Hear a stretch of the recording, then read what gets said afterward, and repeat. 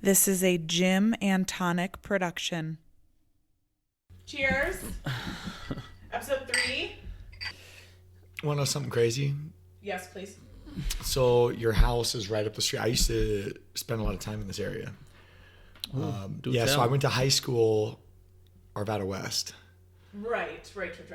After high school, I started work at Casa Bonita. The team that we put together at the beginning, the whole entire team was basically these dudes from Pomona.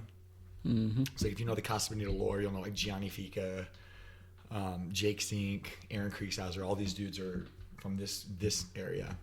So we used to they used to live literally right up the street from here on 92nd and Lowell. Oh, okay. So you know those little townhomes, that little townhome community?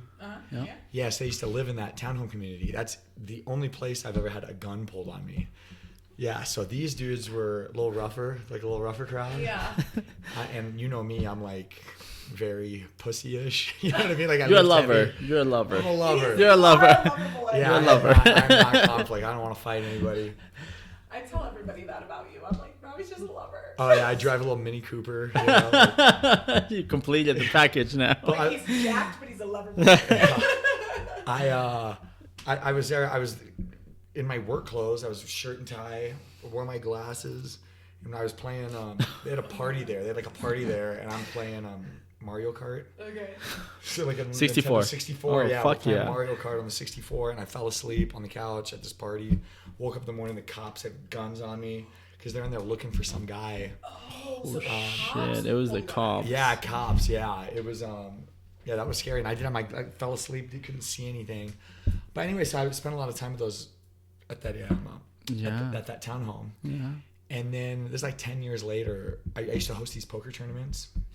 And towards the end of, we did this for like 5 years. Towards the end of our poker career or whatever, when I was hosting these tournaments, we decided to do a poker tournament at someone else's house. So they gave me the directions, and it was the exact same house I used to spend time in. Oh my God, it was the place. craziest thing. The exact same place, that's yeah. wild. So these dudes that I knew from Casa Bonita, another management crew, 10, 15 years later, whatever, rented the exact same house that the previous management crew was. Do you think they in. knew? No. They were related. No, they No. weren't related. No, not so you whatsoever. told No, them, because these guys were from Mississippi. These like Southern dudes from Mississippi that moved up here. A lot of them are still here. Did you tell them like I've been there? Oh yeah, I was there. It was very trippy, but it's right. It's just I can't believe I didn't notice it last time I was here. Yeah. But it's literally walking distance to that place. Huh. Okay. Yeah. That's crazy. Yeah. Definitely crazy. So back to fitness, I guess. I was a little off. Well, that's No. what was your encounter with the cops? I also. I had cops in my house a couple of weeks ago to check for my ghost. So. Did you? She called the cops twice. Cops came in Twice. here for the ghost. Well, I thought there was a squatter in my attic because I was hearing footsteps right above my head for like 30 minutes. So they came in here and. And so I tried to go. You see the trap door right there? Yeah. So I tried to go up the trap door to see if there was anybody in my attic. But what were you holding? Tell us, what were you holding in your hand? So I had a knife. I had a kitchen knife that I took out of the block in one hand and a flashlight in the other hand. And my roommate came upstairs and she like held the stool for me. And I popped open the trap door and tried to look, and I couldn't see anything because there's this huge like roll of insulation around the outside of the trap door. So I couldn't see beyond it. And I was like, I'm going to get ambushed. I can't keep going up this trap door. So I called the cops. And then the cops came. 3 of them. It takes 3 of them to respond to a ghost story. Yeah. And they went up in the crawl space and there's nobody up there. So They came in and went up there. Literally. I'm going to tell you this. If this happened in my house and the police showed up, they would not have done that for me.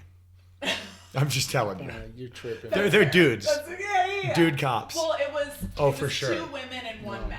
Oh, okay. And but the man was like the tall one, so he was the one that went up there. He was very happy to do that for you. Yes. In the process, though, he scuffed Is my it- walls with his Is shoes. it Federal Heights or Thornton? What are you in? Westminster, Westminster. but like Federal Heights area. This is called Sunset Ridge. So it's that's the community. It's Westminster Police, It's or yes, It was okay, Westminster. but And not they're Federal right Heights around the Police. corner. Yeah. Yeah. So I have a ghost. is the moral of the story. So we're gonna do a sleepover. Oh, one of these days, and like record the paranormal activity. I actually have a buddy that does that. Really? Yeah, that's his career. Is they go into like Ghostbusters. Yeah, and they film content. They go it's into a real thing. Yeah. And films content. So you said you don't know if you believe in that stuff. So you. Yeah, I don't know. I mean, I don't know. All right. Well, there's some. You two come on down one night. I just feel. Stay here, and you're gonna be like, oh shit. I'll bring a Ouija board. Yeah, there you go. We'll do I just feel like I just have never seen anything. Yeah, that's fair. Neither have I, but never. I called one of my close friends yesterday. Well, he called me just to check in or whatever, and and he's friends with Jacqueline too, which is why Jacqueline is living in the house because of him, his connection. But anyway, so he's like, oh, what's going on? And I told him about the ghost. I told Max about the ghost, and I was like, what's your take on ghosts? And he goes, oh, I've seen them. Mm-hmm. He's like, oh yeah, I used to live in Colorado Springs, and there was one that used to sit on the end of my bed. Yeah, I've got a buddy that used to fight demons. What? Oh yeah, you fist fight them. Fist fight? I thought demons. Yeah. Okay. Yeah, I'm just telling you what he says. Okay. Do you believe him? Is he okay? Well, I hope he never watches this, but no, I fucking don't. No. I think there's something going on there, but so I'm not going to say who it is. If you're watching, I believe that you believe. I believe you. I believe that you. I do believe you. I never believed in ghosts until it happened to me, and now I'm fully bought in. If you guys go out in my patio, I brought my 2 secondhand mirrors. So apparently they're like portals. Yeah. They're took portals. them off the walls and they're now outside on my patio. Wait, what do you mean they're portals? It's just so the ghosties to come. I don't know. My patio, there are 2 mirrors out there. Because I swear to God, like they're coming in somehow. That's very interesting. Yeah. I believe that you believe it too. We had 2. Robbie. we had 2 entities in my house. Yeah. Paige said that she hasn't seen them anymore, but They left. she's very susceptible to that, so she can see them. She feels it. I don't, and I don't want to, and I don't care about it. But we moved in. She started seeing something downstairs. Small black hoodie, just a dark one, and a white entity that would come in the room with her. So anyways, months go by, we just moved in, and then her mom comes and stays over, and then her mom tells us one morning, it was like, oh, by the way, did you guys know that there's an entity down there? She described it exactly the same as Paige's scene. It's like, I was like, oh, fuck. She's like, oh, yeah, Mom says, well, there's another one that goes in my room. It's like, oh, yeah, but I didn't feel any bad vibes. They're just there. Right. And that's how I feel about mine. So, but she hasn't seen them in a while now. So, which sometimes I get super high and I start thinking about that. It's like, oh my God, I'm in the living room. It's here somewhere. Like, I don't want to think about that. But no, I've never seen anything, never felt anything. It's just things have happened in the past, but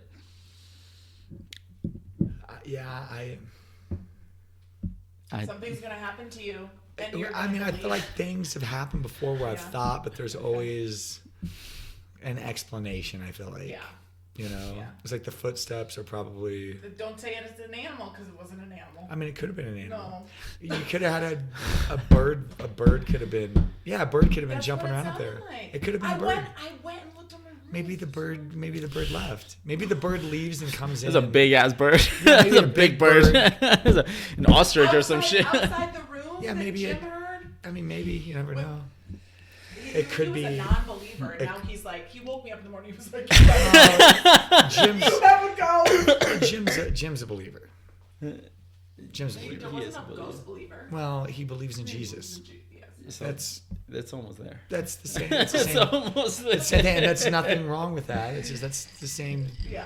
Believe in angels. Well, it's all that's angels and demons. And, yeah. I don't know. He did try to convince me that it was an angel, and I said, I feel like angels are seen and not heard. I would say you don't see or hear either of them. I don't know. I've yet to see or hear angels. I've yet to see. I mean, you're an angel, Amy. Oh. So we see you. That was actually a really good answer. Watch out. Take notes. Yeah. Take notes over there. You guys watching this? Take every chance you get. Oh my god. Anyways. Okay, fitness. About what you eat for training. What you eat before and after, yes. And to support your training even in off hours also. Mm-hmm. Yeah. I mean, I feel like I could talk about this all the time. I know. Because this is my jam. You go for it. I know. Hit it. So first, I really think, to preface everything, is that everyone's different. Yes. And so even the science that we talk about, when we talk about science, the science is proof of a large group of people and that these are trends. Yeah. So what works for most people doesn't work for everyone. So that's first and foremost. Some people's bodies are just different. Yeah. But for me, my entire nutrition program is based off of my macros, like all of it, and in my calories. Do you weigh your food? No. Okay. I do not weigh my It's food. More of like an estimation. For the most part, I mean, I know, like when I know a pound of ground beef. So when I cook the ground beef, I know it's a pound of ground beef. My chicken breasts, I know what it says on the package. I mean, it's close. Yeah. Have you ever weighed your food? Never. We have a scale, but that was my oldest son Robbie was weighing his food when he was coming into the gym. He was getting real serious. He was weighing everything. Okay. I do think you should weigh your food, but I don't think you have to. Yeah.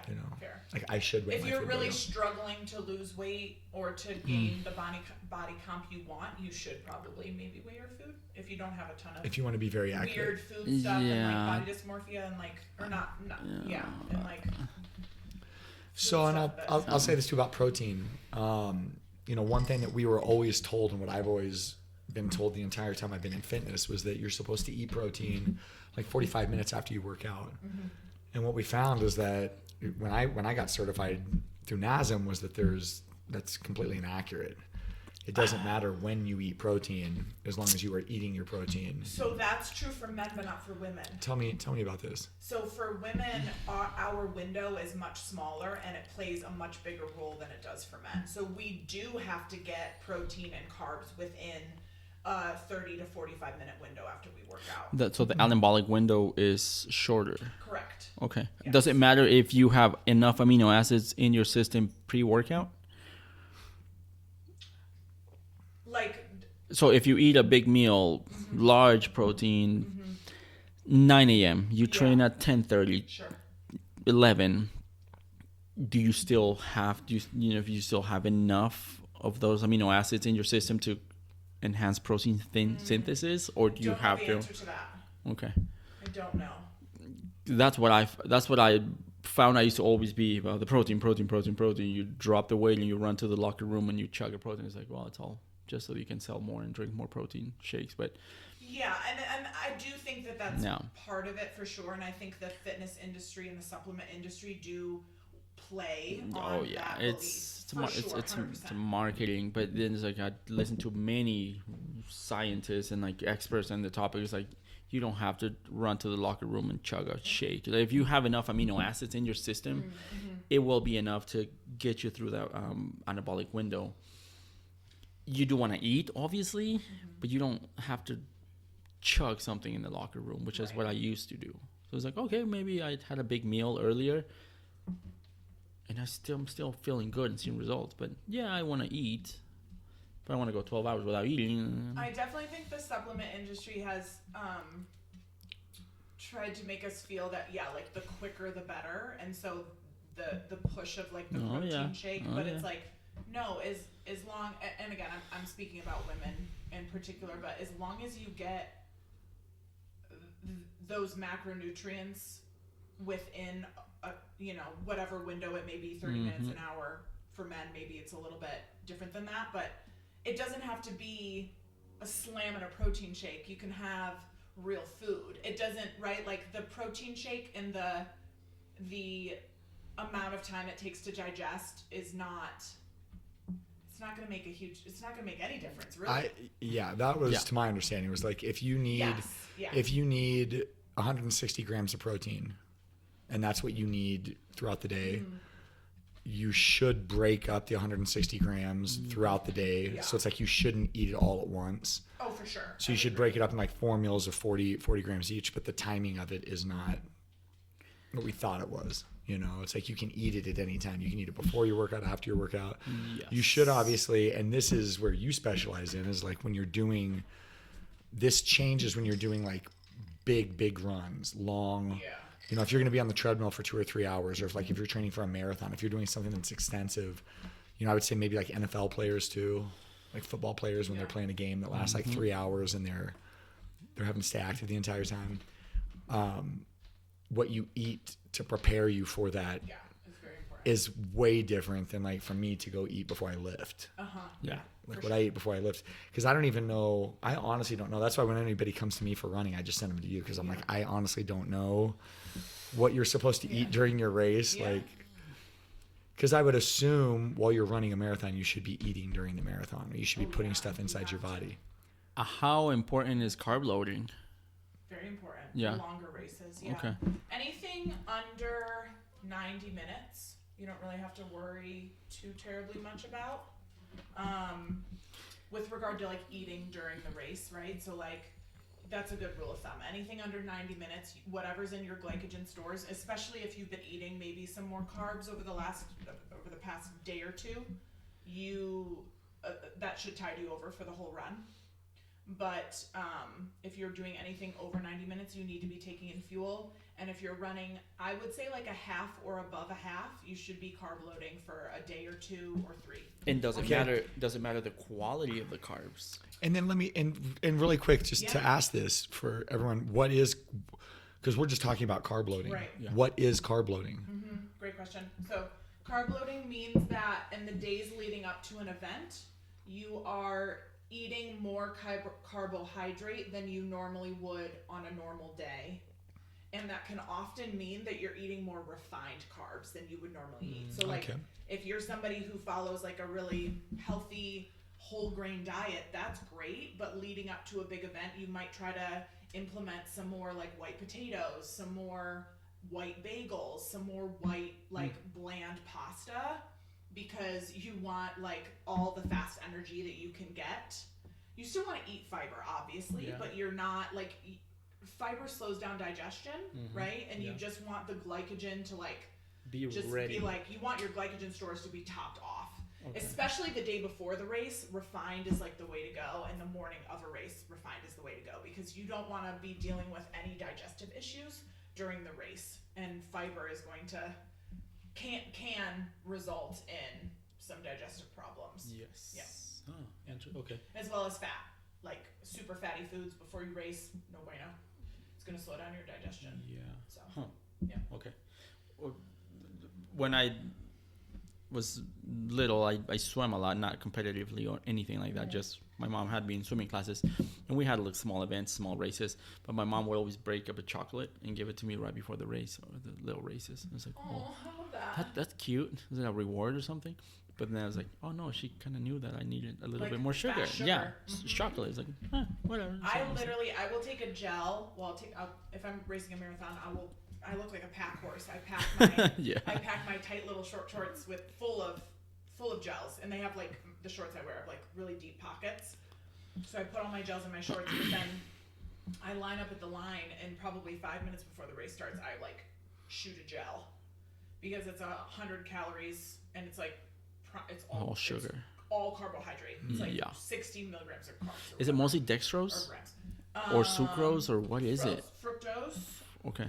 Typically, primarily fructose. Okay. Yeah. Mm-hmm. So yeah, it's a really good thing to go into that event, whatever it may be, just with like a hit of something sugar. Fast. Yeah. Yeah. I typically, when I sculpt, eat candy. Yeah. Do you? Yeah. Typically, when I sculpt before the sculpt class, Oh, okay. What kind of candy? Gummies, like gummy worms, that's perfect. Ryan brings gummy worms to the gym. Oh, they're so popular in the powerlifting. Yeah. You see people in the warm up room. You see the gummy bears. You see the gummy worms. Like, oh my god, that would destroy my digestive system if I ate that. But I'm not competing. I can't do it. I don't think I would do it. But anyways, so when people ask me, with clients that have a sweet tooth and they just cannot drop it. It's like, okay, let's place that candy or that chocolate, that pastry, the best place in your day, and the best time is going to be pre-workout or right post-workout. If you have that Twinkie in the car, or if you have it right before you come in, so we can use it. So the way I see nutrition is food is energy. You're either fueling for or fueling from. Fueling for, fueling from. So it's like, okay, I'm going to run the marathon. Yeah. What kind of fuel do I need for that marathon? I'm going to go max out on my deadlift or whatever. What do I need for that event? And then you have the workout. What do I need to recover from that event? So you're recovering or fueling for. So when people ask me, well, I just have to have that pastry, that sweet. When is the best time? It's not on the couch at 9 p.m. No. If you absolutely have to have those Oreos, those cookies, whatever, have them in the car before you work out. Just bring them with you. That way, you at least get your sweet tooth, you get your cravings on, and we use it. We put it to use. That's my best answer. That's my best answer. I do like that. Like, just, I can't stop you from having it. You're going to have it anyways. And no, do I want you to be completely restricted from it? But let's be smart about it. And like when I would program my deadlift days or my squat days, my heavy days, dude, I'm going to pig out the day before. I was just going to say that. I have no problem eating a whole pizza the night before. Yeah. It might get me bloated, but I'm going to wake up full. I mean, feeling great. My long run days where I'm like, you know, training for a marathon or whatever, like if I know that I have 16 miles the next day. Oh my God. I'm going to. I don't. That for me is like a month. It just never. In a month, I can do that.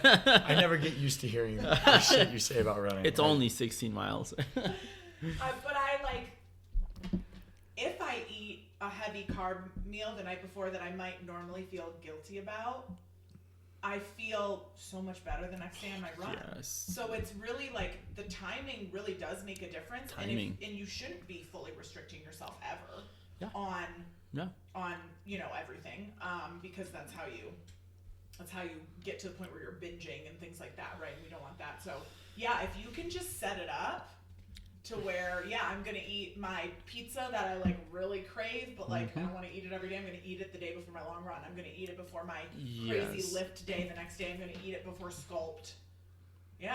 Make it work for you. I that's one of my questions or my consultations. Like, what brings you happiness when it comes to food? What do you really enjoy? Because I like this, and I share what I like, and I share what I do, and people are like, oh, like, really, you do that? Like, yes, I love food, and I pig out on it sometimes a little too much, but I place it in a place in my day and my week that is going to be the most beneficial, the less harmful. Yeah. So if I'm gonna eat 10 tacos, I'm gonna do it around a heavy workout or a long run or something like that. Just I've seen you go to town on tacos. Yes. Oh yeah. To mitigate the damage, I'm gonna, like, if I'm gonna go to dinner, I know family dinner Friday night. Okay, then that Friday morning or that Saturday morning, I'm gonna do something to use that energy or to need that energy. So, sure. And then it's kind of guilt free. You get a nice workout, you get a nice run, whatever, but you can still enjoy that. And it's like, I'm totally okay with that. I feel great. It's like sometimes I abuse it, but get back on track. And we all do. So so just being smart about your options and when you do it, how you do it. There's a place and time for everything, even for alcohol. Yeah. Kinda. Yeah, we're not telling people to get drunk before their workouts.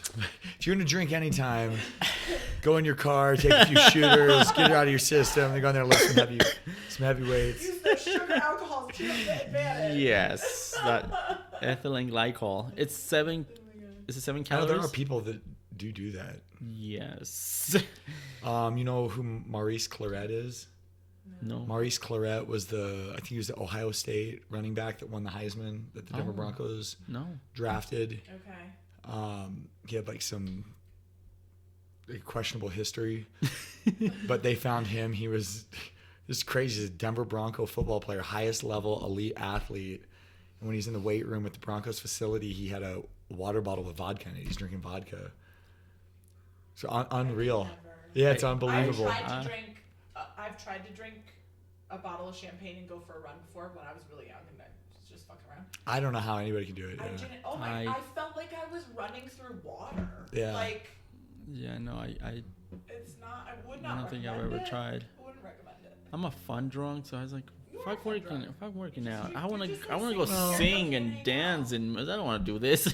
Yeah, but we almost did the drunk mile. Oh God, I do want to try that did again. that. I do want to try that again and actually do it. I mean, I've done it. I've done it. You've done it, It's yeah, no. rough. God, I'm glad that didn't happen. I'd rather do DUI Mario Kart. It's the same thing. You cannot finish a lap without finishing a beer. So whether you chug a beer and then you finish a lap, or you get to the end of the lap and you chug the beer, or you drink it while you play, whatever, it's a lap per beer. Oh my god. And I do have Mario Kart. I mean, I can't even play And sober. But Yeah. what do you do when they're the little tiny tracks that have like 10 laps? You're drinking like a. No, Mario Kart is only 4 laps. Some of them have 10. Some of the races have 10 laps. Ooh, so it's 10 beers. Wait Yeah, the a one- minute when you do. Yeah, the little ones that are like a little oval, and you're just going like in a circle. There's some of them that are 10 laps. At least on Double Dash. Mario Kart Double Dash. Okay, no, this is Mario 64. Yeah. It's only Mario 64. Yeah, I wonder how many. It's 'Cause some of 3 them are laps. 3. It's only 3 laps. Most of them are. Yeah, most of them are. But then I know the when you cheat and you take shortcuts and you kind of cheat it, so you're within 3 seconds you're at the end line, and you have to chug again. So, anyways, So that's a way to do it. You could just do a 3-second lap, chug a beer, 3-second lap, still win. That's a really bad night for the winner for sure. It's Yeah. not good at chugging beers. Yeah. It's not good at chugging carbonated things. Yeah, it's tough. So that's pretty much my take on nutrition. You fueling for or you're recovering from, and everybody has different needs. How if you guys were doing a workout in time wise before the workout, when are you eating? Like how soon before the workout? I eat immediately before. Okay. I do too. But I know that's not. I know a lot of people. Everybody can do that. Yeah. No. You I can know. train your gut to do it. Though. Yes, you can train it. your You can gut to train do it. Yeah. Yeah. What about you? Do you? Oh, it depends what I'm doing. Okay. If I'm gonna lift heavy, I want to have something in my belly before an hour and a half to 2 hours. If it's gonna be a lot of food, but I can also train fasted, but I won't last very long. Yeah, I feel like you don't lift. Ryan trains fasted, which is crazy to I have me because he lifts so heavy. I've had many clients that show up at 7 a.m., 8 a.m., 9 a.m. and they're fasted and they have a great workout. And they don't eat anything since like 7 p.m. the night. They're almost like 12 hours fasted. Doesn't it make you wonder though how much of a better workout? Well, I agree. I always ask them like. I agree, but at the same time, like, everybody's different, right? Some people are, because there's a lot of in the yoga community. Most people are fasted. For yoga. Oh, almost all of them. Yes. Yeah, everybody. Because whenever I talk about, they're always like, "What did you eat?" And I tell them, I'm like, "Yeah, I had like 1,300 calories." Like, what? It's like, yeah, like I ate 1,300 calories. I got in the car and drove here, and then now I'm in the studio. But but most of them are that, but some of them say they eat and they'll come in and it affects them. They can't work out as hard. Yeah, I've had people that work out fasted and they feel amazing, and then they throw a little bit of food and they want to vomit. They're nauseous. Like, okay, just keep it to fasted. Their gut So they gotta train it. Yeah. I can't do it. I can't do fasted. So I cannot. trained. This was years ago. I was training for races fasted for a period of time after I moved to Colorado, and I was I was training really competitively. I was going for PRs and half marathons and stuff, and I remember one season in particular, I was running really, really hard, like just training so hard every day, and I was going out for every single morning run fasted. And don't get me wrong, I ran a great half marathon, and then after that half marathon, I crashed so hard. My body shut down, and my body was like, nope, we're not doing that anymore. And that's when I got diagnosed with adrenal fatigue, because I was overworking my adrenals because I didn't have enough food in my body when I was training. And my adrenals got so overworked, my cortisol was through the fucking roof. No, I've been there. I've had that. That has taught me that training fasted, especially for women, is no bueno. Maybe a shorter window and more controlled. How long did you do it for? doing it, almost every day for months, probably 5-6 months. Oh, that's so maybe long. Even longer. That's so long. Yeah. If it was maybe short. Maybe 6 weeks to 8 weeks would have been fine to bounce right back. Maybe. Yeah, I abused when I found out about. This is like 2010 maybe. I got super hardcore into fitness. I found out about fasted cardio. You can burn more fat. It's like, oh my god, I'm gonna wake up. I'm gonna do a double shot espresso, triple shot espresso, take some yohimbine and go run. Oh my god. I lost so much muscle doing that. I felt like shit. Yeah. I lost like 10 pounds within maybe a month or 6 weeks. Wow. I felt great while I was doing it, but it's like all my lifts are decaying. My body is shrinking. It's like, what's happening? It's like, maybe I'm just overdoing this thing. In general, especially if you're not fueling your runs, you're going to, running is going to eat your muscle. It's just your heart rate's so high. It's just the nature of the sport. So I abused it. I lost muscle mass. I lost strength. Like, maybe I shouldn't be doing this as extreme, because I was doing it every day. Every day. I just felt great doing it, and I thought I was making progress, but I was making progress the other way. Yeah. So now when I do low intensity steady state cardio, it's not as extreme. It's not hits. 40 minutes, 60 minutes of just light intensity. Yeah. And I still feel great, and I can still fuel up, wait a couple hours, and I can still have my heavy lifts, and it doesn't hinder me. And I still start my day the way I like to start my day, with movement preferably, but it's not like extremes, but at least I can say, wow, I fucked that up for a few months. But I felt it. Yeah, I felt weak, and something's not right. Yeah. Maybe I'm abusing this. Have you ever worked out fasted? Yes. And it just didn't work for you, and you decided not to, or? Oh yeah, 100%. Yeah. I'll tell you what affects me more than anything is alcohol, without question. Samesies. It's not even.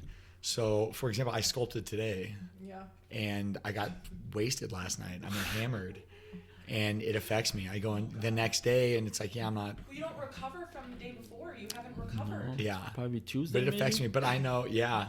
I know. Yeah, literally. The days that I sculpt the best are like at the end of a work day. So like when Ruthie's Wednesday or Thursday night sculpts, when I go to those, I'm on it.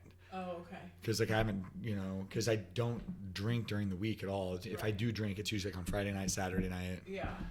Sunday when we're filming. Sunday morning. Yeah. So that affects me more than it's not even. Yeah. It's not even close. I do know too at Red Rocks, when we do the Red Rocks workouts, anytime when I come in, if I drink on a Friday night, Red Rocks is a lot harder on Saturday. 100%.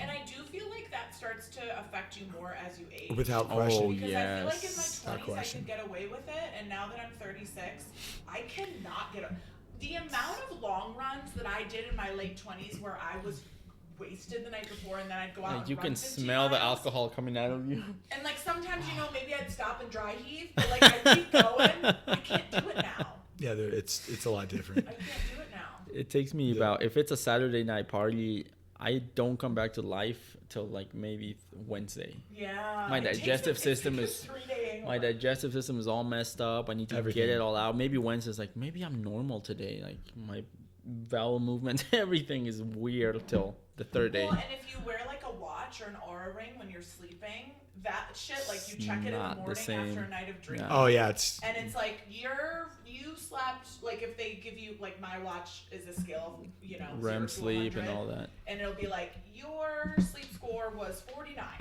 Yeah, it's it is the worst thing you can do for your sleep. It is. Yeah. It because really we used to think it was better for your sleep because it helps you fall asleep. Right. You can pass out. Yeah. That's the misperception about alcohol. 100%. It's it'll help you fall asleep, but your sleep is shit. Yeah. Horrible. And then because your body temperature rises as you start metabolizing the alcohol. So a couple hours after you fall asleep, you wake up because you're so hot. Yeah. Right. And even if you have I always have fans blowing on me. It doesn't matter. I'm still What's funny is last night, we were at the campfire. We sit around a fire but we were talking about alcohol, and what most people think, and they still think this to the day, that it's acceptable to drink alcohol. No. And it's not. whatsoever. And it's like even us as trainers, like we tell people it is okay to drink alcohol, because you don't want to beat people up and tell people what they're doing is wrong or bad. But studies show there is no level of alcohol that you should be putting in your body that's acceptable. Literally even zero. One glass of red wine is the worst. No longer recommended anymore. And what changed it for me was viewing it as, even the word alcohol is derogatory, but it's not even what it really is. It's ethanol. It's ethanol. It's ethanol. Yeah. All alcohol you put in your body is ethanol. And if you just think about that, like you are putting ethanol in your body, there is no amount that is good for you or that will be beneficial whatsoever. So the old studies that it was, you could have 2 drinks for men, women can have 1 drink per day, and even saying that like red wine is good for you. That used to be a thing. Oh God, yes. No, it's the absolute garbage. Yeah. I jokingly, but not jokingly, tell my clients, you're better off picking another drug. Pick something else other than alcohol. If you want to lose this weight, if you want to burn this fat, if you want to move forward with your goals, pick a different drug. Yeah. It's just, whether it's herbs or powders or yeah, to be honest, honestly, just, alcohol is so socially acceptable that people abuse it. And then I want to shift gears, because you can talk about this because it's something that you experienced. Okay. And it's something I experienced too. Like I experienced it firsthand. You experienced it secondhand. Okay. But my disdain for alcohol is minimal because I drink it, Yeah. But one thing I don't drink anymore is soda pop. Oh, yeah. Yeah. And if there's one thing even with as bad as this is and that we shouldn't be doing it, like I would much rather you do that than drink pop daily. Yes. It is literally the worst thing. And you can say, what happened to Jim? Yeah. Like what happened to him? Because this happened to me too. Yeah. So he was drinking multiple sodas a day, like Mountain Dew, mainly Mountain Dew. That was his like quote unquote drug of choice. And he would have at least 1, but probably more like 3 a day. And, like those tall ones. Oh, right? yeah. Yeah.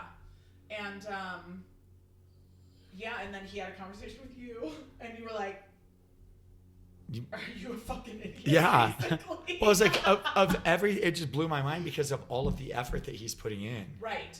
He's sacrificing everything for his lifts, his physique. In the gym constantly. Oh, he's in there at 4 a.m. Yeah. So I'm like, you're not like a casual lifter. Trying to set PRs and all the big lifts, trying to grow size. Yeah. Like, so it blew my mind when he was like, yeah, I drink pop every day. And I'm like, dude, this is literally and this is opinion. This is just opinion. Okay. But to me, I think that is the reason why America is fucked up.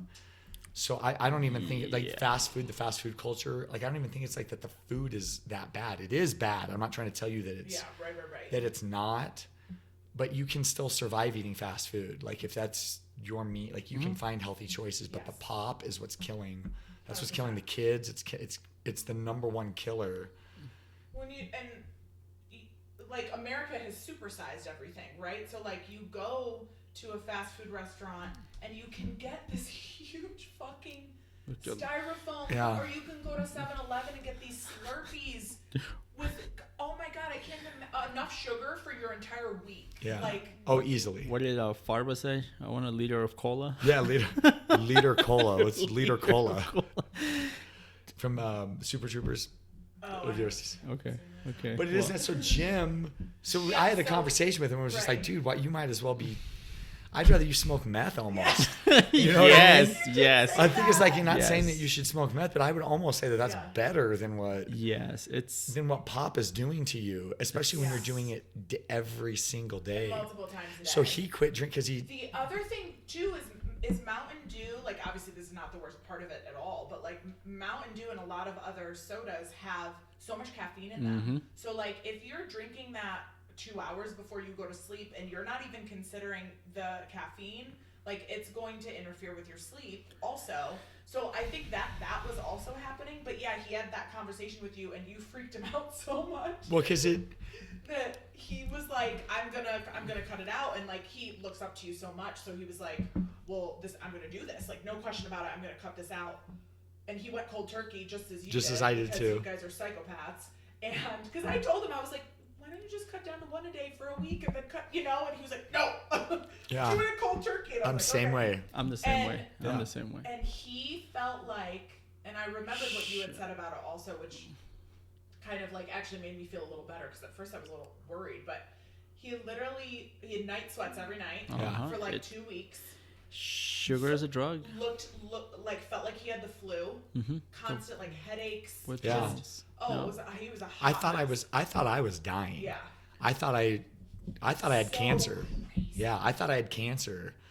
And then I had to link it back. It was like, oh, well, I quit drinking pop. That's what it was. Dude, it eventually sugar stopped. withdrawals, it's a drug. It is 100% It's more addictive than cocaine. It's been tested with rats and possibly humans. Really? Oh, yeah. Is it primarily the high fructose corn syrup that's the problem? Without question. Okay. Yeah. And that's why, I would even say, like, make a thing of sweet tea. Make sweet tea and put sugar in it if you need your sugar. Right. I would and I'm not saying that you should do this, but I would much rather you do that than drink the processed high fructose. Oh my God. Oh God. It's the worst. It's literally the worst thing. So what happened to me was I was lifting. I had just gotten into it. I was seeing gains, and I ran into this guy, Paul Tapia. I don't know if he'll never see this, but I ran into Paul Tapia at the gym, and this kid was probably 15 years younger than me. He was a lot younger than me. And ran into him at the gym, and he's like, oh, dude, you're making gains. I was like, yeah, I quit drinking. I don't smoke cigarettes anymore. I listen to all these things. And then he found out I was drinking pop. He's like, wait, fucking what? I was like, yeah, I'm drinking a lot of pop because I worked at the restaurant. At the restaurant, you just have, anybody that works in a restaurant is the worst because you just have never-ending supply. It's never ending. You just take your cup, and every time you walk by, I wouldn't even fill up a cup. It's just every time you walk by the soda dispenser, and you're taking a sip. It's every time you walk by. Yeah. And same thing. He had the same reaction. He's like, "What?" He's like, "You might as well be drinking and smoking, dude. What are you doing?" Yeah. And it had the exact same effect. That was probably the biggest change of my body was when I quit. Was when I quit. Did you notice it physically? Immediately. Aesthetically? Yeah. Yeah. Well, after the first couple weeks. Okay. Right. But alcohol, not saying alcohol is bad too, but the pop is the killer, is the absolute killer. I'm so lucky. I never had an issue. Growing up, I never really liked it because I didn't like the carbonation. It bothered me. And then just as an adult, I'll have an orange soda, like a Fanta. Okay. Once a year. Well, me too. I'll have one or two a year. In the summer when it's really hot and I'm craving one, that's about it. I don't drink it otherwise. My kids, I don't know how they survived being raised by me at some point. It was the same way when I was growing up. We drank pop all the time, but my kids would. I remember one time I had a buddy spend the night at my house, and he slept on my couch upstairs, and he goes, your son, he just gets up at like 6 a.m. He walks up and he fucking opens the fridge and just cracks a root beer, and he's drinking root beer at like 6 a.m. to start the day. Goes out, hops on his bike barefoot and shows up and rides his bike outside. So yeah, that's how I raised him. Was like, yeah, pop was fine. So when I quit drinking pop, I quit buying it. So we just quit putting it in the house, and it wasn't like a rule or anything. Like my kids are allowed to drink pop, but it's different when you got to buy it. I remember when I was in elementary school. My dad would buy at least 2 or 3 32 packs of Mountain Dew, and then we moved to Hawaiian Punch. So one of my closets or pantry, we had at least at all times 4 cases, like 30 packs of Hawaiian Punch or Mountain Dew. And we did that for years. Oh yeah.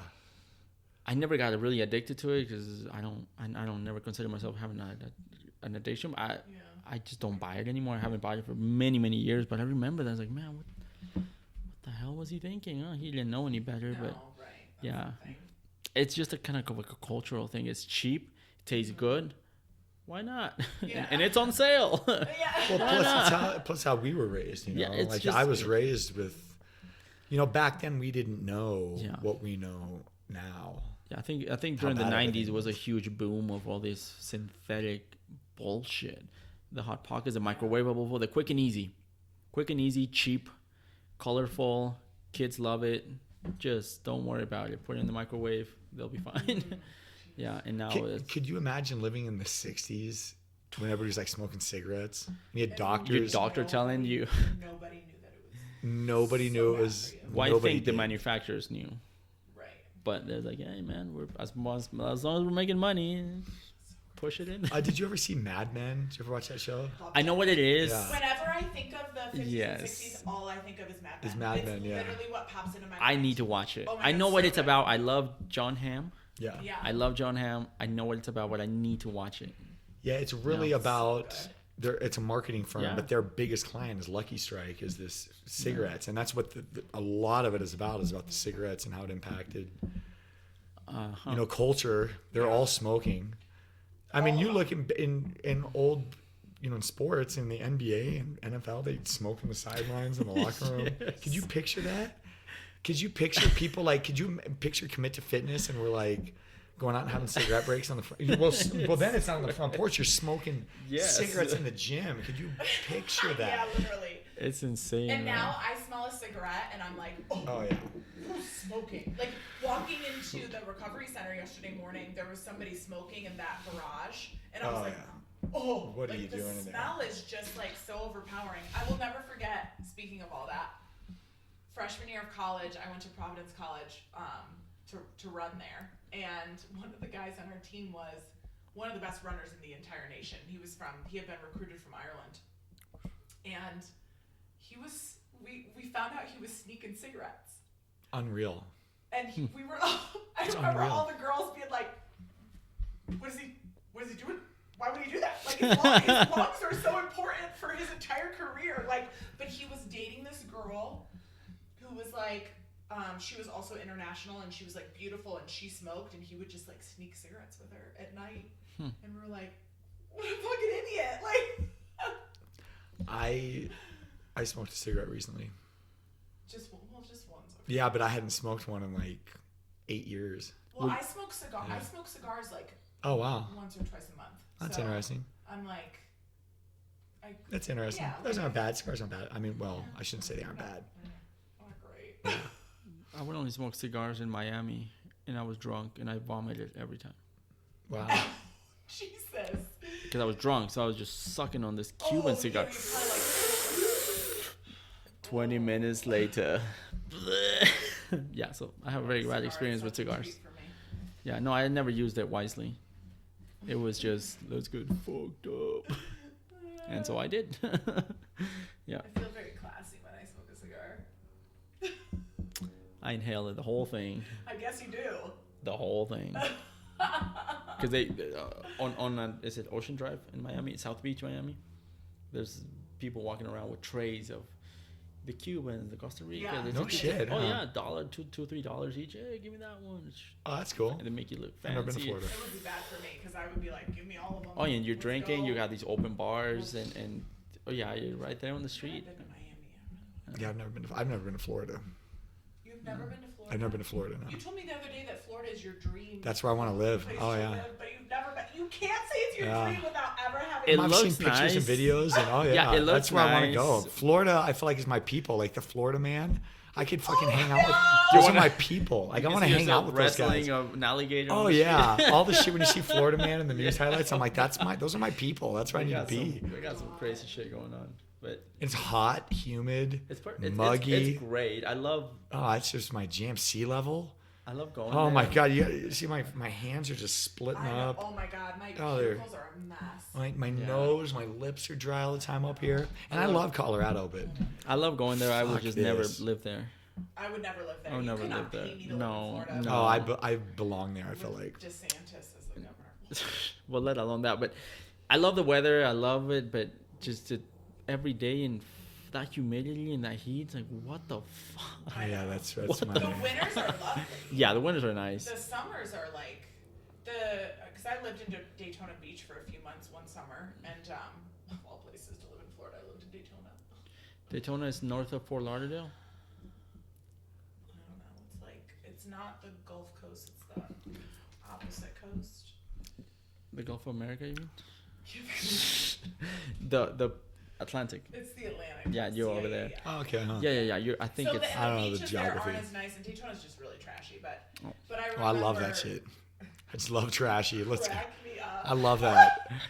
Then you gotta go to Ocean Beach in San Diego. That's my spot. That's my spot. There. That's my spot. Bums And the fighting bums, and shit. Yeah. No, but the bums are awesome in Ocean Beach. Yes. Ocean Beach bums are fucking cool. People like in Denver, our bums here, you can't talk to them. No. They're rigid. They're rough. Well, they're struggling. They're struggling. Over there, like they choose to be homeless. They want, yeah. They want to be. Fuck yeah, That's dude. another place I could live. I could live on the beach, Ocean Beach. I could live there with those homeless dudes. Ocean Beach. I would have. San Diego. Yeah. What beach do you like in San Diego? Is it Mission. Mission Beach. That's a Yeah, good beach Mission is too. cleaner. That's my favorite Mission one. is cleaner. I like Mission Beach too. Yeah. I don't really know like all the names. There's Pacific. Pacific Yeah, Beach. it's Pacific, Right, Ocean, Mission, and I think Ocean is the one. The where- the OB. That's my spot. Oh yeah. Yes. We went to a wedding. I was there at a wedding, a few years ago, and we had an Airbnb on Ocean Beach, and that was the fucking best time. I had a blast there. I've stayed both in Ocean and Mission. That was Mission was cleaner. That was the first place I saw Lime scooters, and they were birds out there. We were rolling on birds. I think that's what they were called. Were birds. Which I don't even know if those are around anymore, but that's how long ago it was. I don't know how many years ago it was, but the limes are the ones out here, right? Yes. But we were like, yeah, get a bird. We were like, get on a bird. Yeah. Oh, I don't know. And those are so fun. You just get up in the morning and ride your bird Yeah. to the. And breakfast burritos in San Diego are. I didn't. They're If I incredible were out to there. move anybody else in the United States, because God knows I want to move outside of the United States, but if I were to move anywhere else in the United States, I would move to San Diego. Yeah, I love Hands San Diego down. too. Hands I love San down. Diego and too. I know it's expensive, Yes. but that's where I would like to. That's where I would move to. Absolutely. I feel like the vibe is similar to Denver. Like You seem like you'd like to be like in Mississippi. Not Alabama. Tennessee. That's not you. Mississippi, Tennessee. That's I not can your. see you in Alabama. You're not an Alabama girl. they might hate me. Oh God. Yeah, that's not your. That's not my vibe. That's not your vibe at all. I don't know where I would move to. I love Colorado. I do too. Yeah, I don't know where. I've moved temporarily for different places. But Florida would be one of them. New York. I go to the shit in New York, in Manhattan. Mm-hmm. You ever been there? Oh, you're from New York, but What about? But yeah, but like the only time I've been there, I stayed in like on two blocks away from what's it called? Fuck. The famous cross streets, Times Square. Times Square. Yeah, I stayed like 2 blocks away from Times Yeah. Square. It's a shit show. Oh, it is. Yelling all the time, Yeah. crazy motherfuckers on the street, yelling at their shadows and beeping and ambulances and police is like. Did you love it or did you hate it? I had no kids. It was a different life. So it was like, I love this shit. I would love to stay here for a few months and just experience, take it all in. It's kind of fun for a temporary amount of time. Rats and you see a fucking a brand new car driving by and then rats and shit, kind of like Bangkok. Yes. Bangkok was insane, dude. Bangkok is absolutely insane. You see Ferraris and I've never been Lamborghinis. in, and I haven't been very many places, so keep that in mind. But I have never been in such a dirty city. Yeah, you see a Even skyscraper. Worse than Vegas? Really? Yeah, Because Vegas I is think the nastiest shit I've ever Grime. seen. Just Really? like layers of grime. But then the next block is clean, and you got a skyriser True. and a fucking Rolls Royce parked in front of it. It's like, what the fuck? But Just there's, like, and there's so many on every corner. There's so many street vendors. So Mhm. they're cooking, and the grease is just flying, and it's just, and then you can't even get past them. But if you go onto the street, you're gonna get hit by a car or a scooter. So you just kind of stand there for a minute until you can squeeze past it. It's a very interesting place. yeah, I went running on Bangkok too. Yeah, How did you went running? yeah. I couldn't. Everywhere I consider it. Everywhere I go, I hit the streets. I was in Chiang Mai. I was running. I ran in Chiang Mai. Yeah. I ran in Chiang Mai. I stayed inside the walls. But in Bangkok, I was like, no. Yeah, I went running. I don't know how many miles. And why is that in Bangkok? I didn't Because feel it's dirty. Oh, because you don't feel No? safe. No, I didn't feel safe. Oh. Interesting. And this is Did you very go to the red light districts? Oh yeah, of course. All three of there's many of them, but Well, I went to the backpackers. Khao San Road. Khao San Road. Yeah, I went there, and then I roamed around Khao San Road quite a bit, which there's a lot of. You get the katuis all around. So What's katu? What does that mean? It's the lady boys, but the Oh, okay. the katuis. I think think that's how you pronounce it. That's how they like. That's the non-derogatory term for them in Thailand. Yeah, there's so many. many. Because ladyboy is obviously derogatory. So, but they're and that's it. And people really seek that out. Dude, it's the capital. It's the capital for it. And there were a lot of American tourists. It is following them. The capital to go there for men. Very obviously, that's what they were seeking. In Pattaya City, it's even worse. I didn't go to Pattaya City. I did not go there. It's on the other side of. Okay. Yeah, Pattaya City is. I only spent 2 days in Bangkok. 3 days. Maybe 3. I think I was there 3 nights. Yeah. Which is enough. Yeah. No, I had almost. I was like, I wish I hadn't even spent this much time here. Like, I much rather would have spent more time in Chiang Mai or Pai or. No, I love Bangkok. You do. Yeah, I loved it. I was by myself, so it was my first stop in my journey. I didn't know anybody. The hostel that I chose to stay in was not a social hostel. Oh god. What does that mean? I only stayed in hostels. It's not social. What does that mean? So. Like you don't talk? Yeah, like there are hostels that they're very good at setting up like social like events and stuff for their members, and you're in co-ed rooms with 10 other people, and so it's just like. And there's like a great common area, and it just fosters like social interaction. The one that I was in Bangkok was not that way at all. So I didn't end up meeting any friends in Bangkok. And in every other city I went to on my journeys, both in Thailand and Bali, I met so many other people and met so many friends. But Bangkok, I didn't meet anybody because everybody in that hostel very much kept to themselves, and they didn't want to interact with anybody outside of their group. Well, they've probably seen the movie Hostel. That's what I always think of. Yeah, it's like there's a chainsaw somewhere I've never seen that movie, and I will never. Yeah, see there's that a movie. chainsaw somewhere. Somebody's gonna get murdered. Yeah. Anyways. Anyway. Nutrition? Or what? What's next? I need to go pee. Super bad. This was a Jim and Tonic production hosted by Amy, Robbie, and Jairo. You can find us on Instagram at chasing with 2 G's _ Amy with 2 Y's, 3 boys and dad, the number 3 for Robbie, and Jairo is Jairo _ Lopez with 2 Z's .303, the number 303. You can also find us on YouTube at Jim and Tonic Podcast. Thanks for listening, and we'll see you guys next week.